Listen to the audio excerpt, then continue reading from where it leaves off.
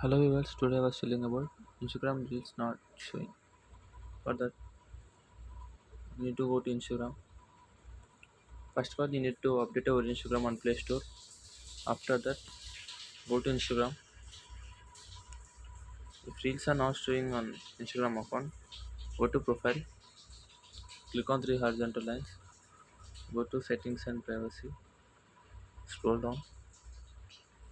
Here you will show the help. Click on that. Report a problem. Click on that. Report the problem. Include and continue.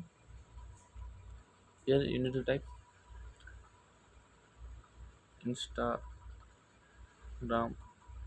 Reels not showing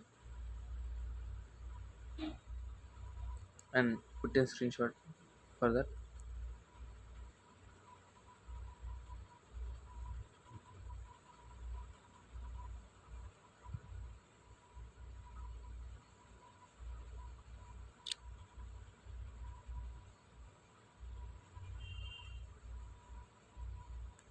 Upload,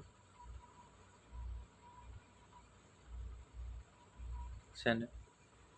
So they will update your Instagram account within 24 hours.